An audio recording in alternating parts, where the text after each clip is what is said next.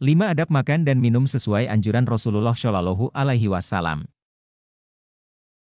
1. Membaca basmalah. Apabila salah seorang di antara kalian makan, hendaklah ia membaca Bismillah dengan menyebut nama Allah. Jika ia lupa membacanya sebelum makan maka ucapkanlah Bismillahi fi awalihi wa akhirihi. Hadis riwayat At-Tirmidzi.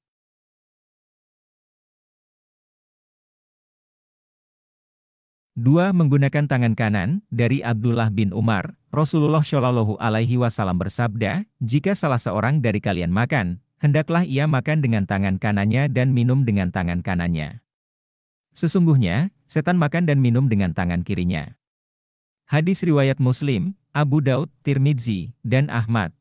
Selain menggunakan tangan kanan, Rasulullah Shallallahu Alaihi Wasallam juga menganjurkan makan dengan 3 jari kemudian dijilat sebelum dibersihkan. Jika dia menjatuhkan sepotong makanan, dia tidak akan meninggalkannya, tetapi akan membersihkannya dan memakannya. 3. Tidak sambil berdiri. Dalam sebuah hadits, Anas bin Malik menuturkan bahwa Rasulullah Shallallahu Alaihi Wasallam pernah menyebut perbuatan makan sambil berdiri sebagai perbuatan yang buruk.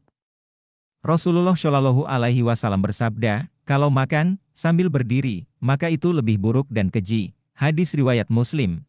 Larangan makan dan minum sambil berdiri bukan tanpa alasan. Banyak hikmah yang terkandung di dalamnya selain etika sopan santun. Makan dan minum sambil berdiri menyebabkan asam lambung naik di kerongkongan sehingga mengiritasi sel-sel di kerongkongan. 4. Tidak meniup makanan dan minuman yang panas.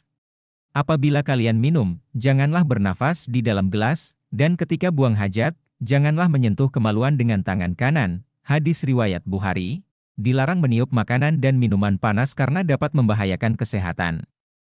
Menurut beberapa penelitian ilmiah, udara yang keluar saat Anda meniup atau menghembuskan napas adalah udara yang pecah dan penuh dengan karbon dioksida. Hal ini dapat membuat makanan terpapar bakteri Helicobacter pylori yang disebarkan melalui pernapasan. Bakteri ini dapat menyebabkan peradangan pada lapisan lambung, yang menyebabkan tukak lambung. 5. Tidak berlebihan. Islam mengatur tata cara makan dan minum, termasuk anjuran agar tidak makan dan minum secara berlebihan. Bahkan, dalam Al-Quran Surah Al-A'raf ayat 31, Allah Subhanahu wa Ta'ala berfirman, artinya, wahai anak cucu Adam, pakaianmu yang bagus pada setiap memasuki masjid, makan dan minumlah, tetapi jangan berlebihan. Sungguh, Allah tidak menyukai orang yang berlebihan. Rasulullah bersabda, jauhilah olehmu mengisi perut dengan penuh terhadap makanan dan minuman.